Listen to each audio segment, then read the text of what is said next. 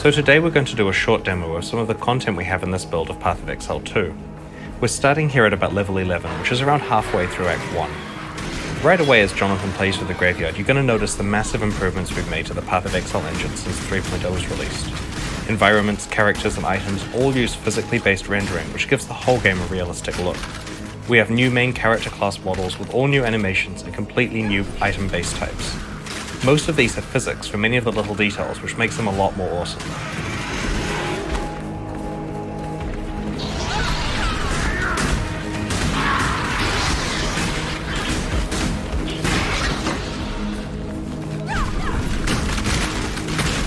We put a lot of work into updating the skill effects throughout Path of Exile.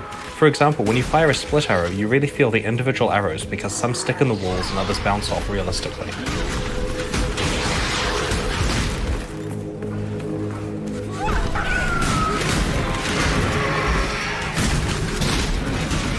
The 4.0 campaign contains a variety of optional side quests that lead to meaningful boss encounters along the way.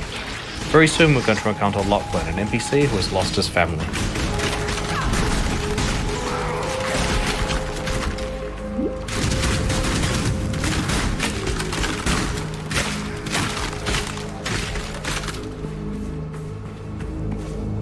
My family, where are they? Isabel and the boys were only to be gone for a few minutes, but it has been, I don't even know how long. Hours at least. Days, weeks. What season is it? Stranger, I know we have just met, but I'm so worried about them. Around here, they could have fallen into a sinkhole or been choked by grave dust. Please, could you see to their safety?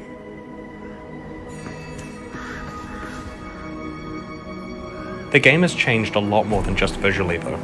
One of the things we've wanted to do for a really long time is to make fundamental changes to Path of Exile's skill system. The skill system in PoE is really cool and versatile. Personally, it's my favourite thing about the game, but there have always been some awkward things about it. We really wanted to find a way to address all of the shortcomings while not sacrificing even a single bit of the functionality that we already have. When you see the inventory here, you will notice something missing: all of the sockets on the items. This is because in Path of Exile 2, you no longer put gems into your items. Instead, the skill gems themselves have sockets, as you can see here, and there is a dedicated screen for socketing them. Jonathan's going to change his split arrow skill for Ice Shot and will add some support gems to it. There are some really big advantages here. For one, every single item in Path of Exile 2 can be a 6-link. This is going to cause huge changes in how players design character builds. In the past, players didn't ever want to have more than one primary attack skill because they could only have 1 or 2 6-links on a character at most. Now, it's totally viable to have multiple powerful primary attacks. The thing I'm really happy about though, is you don't have to screw around with your gems all the time when you're changing items. Check out this bow here. The socket colors you get still come from your items, but now every single bow that drops will have exactly 4 green sockets. This means that we can swap this bow for this other one we have found, and we don't have to mess around with our gems. As we swap between the bows, we can see at a glance all the DPS values for our skills updating. It's still possible to fine-tune socket colors on items when you need to, but because everything that drops has fixed sockets, it's way easier to just pick something up and put it on while leveling.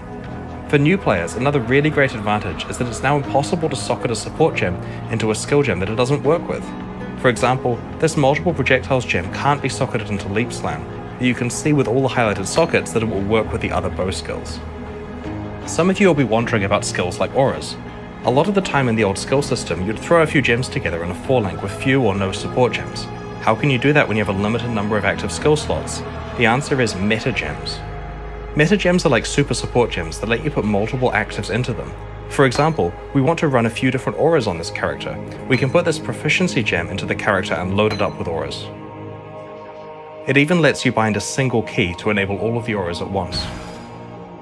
Trigger gems like Cast on Crit are also meta gems, so this means you can put an entire Cast on Crit setup into one gem as one of your 8 6-links.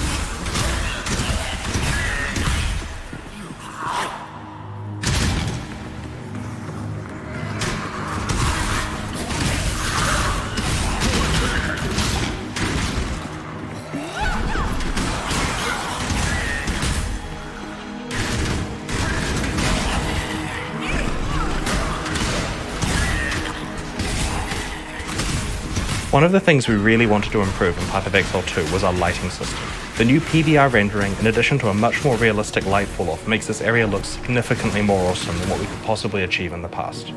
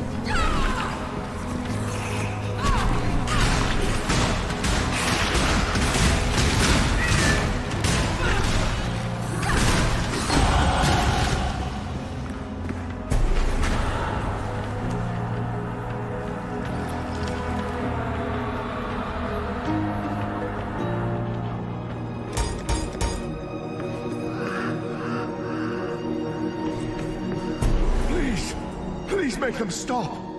They're whispering. They're screaming. No, don't give in. You're not dead. You're still moving. You're still here.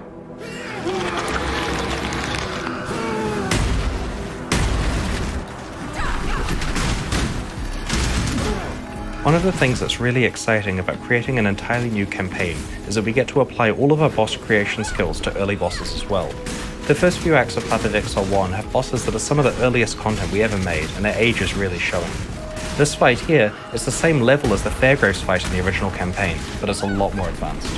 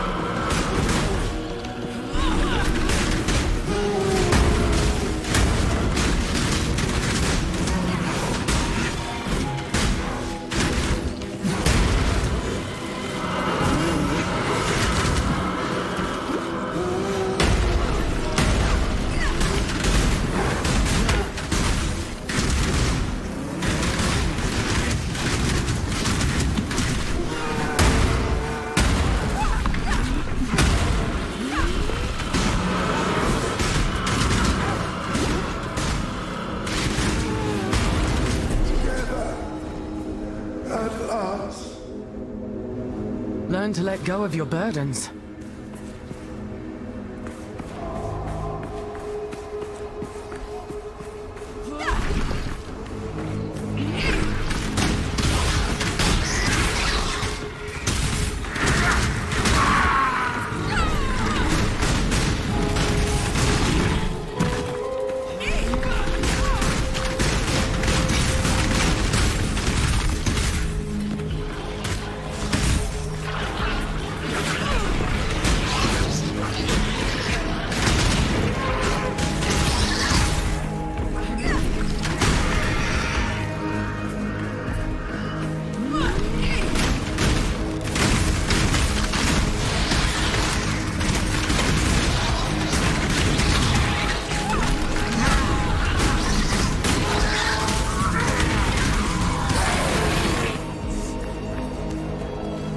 So here we are in the hunting grounds.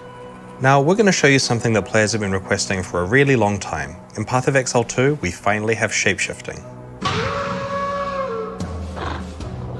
Each shapeshift form can use any regular Path of Exile attack that makes sense. Here on the werewolf, we're using Leap Slam and Cleave.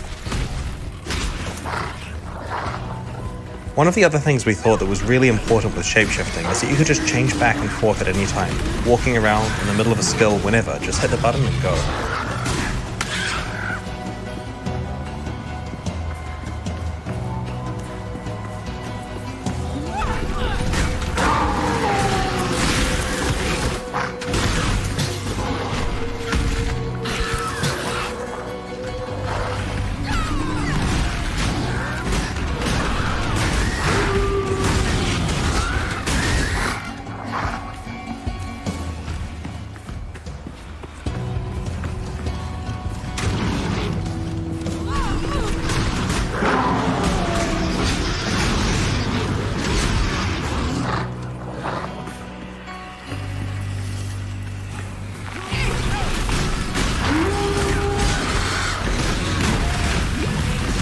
One of the things you can see in this area is the new grass tech that we have.